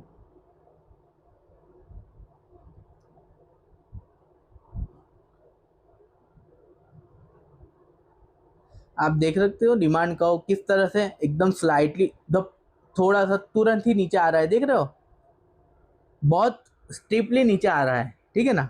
a theory used to explain price rigidity and stability in oligopoly market, देख रहे हो ना, यहाँ पर ओलिगोपोली मार्केट जो होगा उसके अंदर ये पर्टिकुलरली किंग्ड डिमांड कर्व देखने में मिलता है। अब आपको ओलिगोपोली भी समझा देता हूँ क्योंकि ये मेरे को थोड़ा इंपॉर्टेंट लग रहा है। ओलिगोपोली देखिए, and oligopoly is a market model in which a market for specific goods or services is divided among a small number of large producers, ठीक है ना। मतलब यहाँ पर क्या कहना चाहता है, स्पेसिफिक गुड्स और services it is divided among a small number of large producers. मतलब फॉर एग्जांपल आप देख सकते हो, ओलिगोपोली का एग्जांपल आपको मैं दूं तो टेलीकम्युनिकेशन इंडस्ट्री जो हो गया, फॉर एग्जांपल यहाँ पर बहुत कम फ्यू सेलर्स है। आइडिया है, वोडाफोन आइडिया, आपका यहाँ पर है जियो है और एयरटेल है, बहुत फ्यू कॉम्पिटिटर्स है ना। तो यहाँ पर देखा ना, लार्ज प्रोड्यूसर है लेकिन स्मॉल नंबर्स में, बहुत कम प्रोड्यूसर्स है लेकिन वो बहुत ज़्यादा उनके कस्टमर्स है। यहाँ पर टेलीकम्युनिकेशन इंडस्ट्री में आप देखोगे, ऑटोमोबाइल इंडस्ट्री में भी आप देखोगे कि कंपनीज बहुत कम है। फॉर एग्जांपल यहाँ पर 10, 12, 15, बहुत बहुत तो हद कर दे तो 15 ऑटोमोबाइल कंपनीज होगी। Hyundai आपका हो गया, मारुति सुजुकी, ये सारा, इसको बोलते हैं ओलिगोपोली मार्केट। मतलब यहाँ पर फ्यू सेलर्स होते हैं, ठीक है ना, और पूरा मार्केट उन्होंने ही कवर करा हुआ रखता है, और उसमें उस मार्केट में एंट्री लेना भी इतना डिफिकल्ट रहता है ना। फॉर एग्जांपल आज मेरे को टेलीकम्युनिकेशन नेटवर्क देना शुरू करना है पूरे इंडिया में, तो कितना हैवी इन्वेस्टमेंट लगेगा, यू वॉन्ट बिलीव, समझे। तो यहाँ पर एक मोनोपोली तो है लेकिन यहाँ पर सेलर्स की संख्या थोड़ी ज़्यादा है, और उन्होंने क्या किया है, वो बहुत बड़ी मात्रा में प्रोडक्शन करते हैं या बहुत बड़ी मात्रा में क्लाइंट बेस होल्ड करते हैं, कस्टमर बेस बहुत बड़ी मार्केट उनका रहता है, ठीक है ना। Lewis 2020 said that an oligopoly is a market structure with a small number of firms, none of which can keep the other from having significant influence। मैं आपको यहाँ पर हमारे नोट्स में ले चलता हूँ।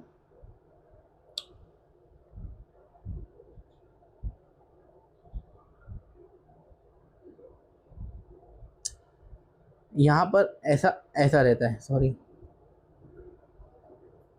इस तरह से हमारा जनरली जो डिमांड कर्व ना इस तरह से रहता है, लेकिन यहाँ पर हमारा जो डिमांड कर्व है ना यहाँ पर इस तरह से रहेगा, ठीक है ना।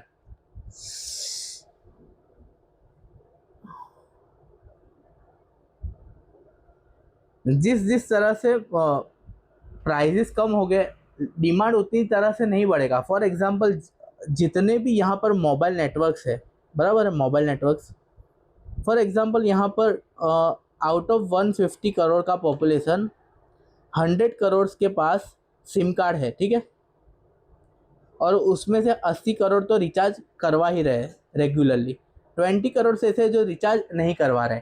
तो यहाँ पर जो ये 20 करोड़ से उनको अट्रैक्ट करने के लिए कंपनीज क्या करेगी, प्राइस अगर रिड्यूस करेगी ना तो उसको मैक्सिमम 20 करोड़ से ज़्यादा कस्टमर्स मिल पाएंगे। फॉर एग्जांपल ये प्राइस है वाई एक्सिस के ऊपर और एक्स एक्सिस के ऊपर डिमांड है, ठीक है ना। तो प्राइस अगर बहुत ज़्यादा भी कम कर देना यहाँ पर, फॉर एग्जांपल यहाँ से उठा के इतना कम भी प्राइस कर देना तो डिमांड इतना ज़्यादा नहीं बढ़ेगा, थोड़ा सा ही डिमांड बढ़ने वाला है। तो यहाँ पर किंग डिमांड कर्व रहने वाला है, किंग डिमांड कर्व। लेकिन ये कौन सी इंडस्ट्री में ज़्यादातर रहेगा, ये ओलिगोपॉली में रहेगा। किसमें? ओलिगोपॉली मीन्स यहाँ पर क्या जनरली रहता है, फ्यू फॉर्म्स होती है। यहाँ पर मैंने बताया जिस तरह टेली कम्युनिकेशन में जियो है, एयरटेल है, बीएसएनएल है और वोडाफोन आइडिया है, ठीक है ना। यहाँ पर ये सारों के पास बहुत बड़े बड़े स्टेक्स इन्होंने होल्ड करके रखे हुए हैं, ठीक है। अब इसमें क्या रहेगा, कंपटीशन तो रहेगा एक दूसरे के बीच में ये लोगों, लेकिन सिर्फ अकेला सेलर नहीं है, यहाँ पर एक से ज़्यादा सेलर है, ठीक है ना, 4 सेलर है और कंपटीशन भी है बराबर, और इनका मोनोपोली भी है यहाँ पर, समझ सकते हो आप, मोनोपोली भी है। लेकिन ऐसा नहीं रहेगा कि अगर जियो ने प्राइस घटा दिए तो थोड़े कम किए तो सारे के सारे एयरटेल के कस्टमर जियो के पास चले जाएंगे। एयरटेल के जो कस्टमर रहेंगे, लॉयल कस्टमर, वो एयरटेल के पास ही रहेंगे, समझ रहे हो। इसको बोलते हैं ओलिगोपोली, मतलब यहाँ पर फ्यू फॉर्म्स होती है और उनके पास मोनोपोली भी रहती है, और वो लोग मार्केट का सारा हिस्सा कवर करके चलते हैं, बड़ा मार्केट शेयर अपने पास लेके चलते रहते हैं, ठीक है ना। तो यहाँ पर हमारा आंसर हो जाने वाला है ओलिगोपोली, मोनोपोलिस्टिक कंपटीशन नहीं, क्योंकि यहाँ पर फ्यू सेलर्स है, समझो, यहाँ पर एंट्री बैरियर है, कोई चाहेगा ना फिर भी एकदम एंट्री नहीं ले पाएगा, ठीक है ना। और मोनोपोली भी नहीं है, प्योर परफेक्ट कंपटीशन भी नहीं है, तो यहाँ पर हमारा आंसर है। अब बच्चा लोग हो सकता है इसके अंदर कंफ्यूज हो जाए, ओलिगोपोली, ओ नो, ओलिगोपोली और मोनोपोलिस्टिक कंपटीशन में शायद बच्चे लोग कंफ्यूज हो सकते हैं, लेकिन आपको यहाँ पर किंग डिमांड कर्व के बारे में अगर ये लोग बता रहे हैं ना, ठीक है, किंग डिमांड कर्व के बारे में अगर ये लोग बात कर रहे हैं तो आपको यहाँ पर आपका आंसर लिखना है oligopoly. Done for the day. आपको कुछ भी क्वेरी हो बेझिझक मुझे आप कांटेक्ट कर सकते हो। शायद हमारा ये लास्ट लेक्चर रहेगा आपका मेरे साथ। जो आपका रिमेनिंग टॉपिक्स है, दूसरे सब्जेक्ट्स में जो रिमेनिंग टॉपिक्स है वो सारा कुछ मुबिन सर और फातिमा मैम कंप्लीट करने वाले हैं मेरे साथ। आपका ये लास्ट लेक्चर है। और आपको बता दूं, मॉक टेस्ट हम ऑफलाइन ले रहे हैं। प्लीज़ बच्चा लोग उसके अंदर आओ, अपने आप को इवैल्यूएट करो, अपने आप को कंपटीशन के अंदर उभर के लाने की कोशिश करो। आप जब तक प्रैक्टिस नहीं करोगे, जब तक वो एनवायरनमेंट फील नहीं करोगे, आपको वो नहीं हो पाएगा। तो आप यहाँ पर ऑफलाइन के अंदर आके एटलीस्ट मॉक टेस्ट दीजिए, फ्री के अंदर है, कोई रुपया भी चार्ज नहीं करने वाले हम लोग। तो आप आइए और यहाँ पर हमारे के साथ जो है वो जुड़िए। और हम लोग बीकॉम के क्लासेस के बारे में भी जैसे आपको बताया ही हुआ है, तो आप बीकॉम के क्लासेस भी मुझसे ले सकते हो, ठीक है ना। तो done for the day. Thank you for the patience and thank you for listening me. Bye bye, take care.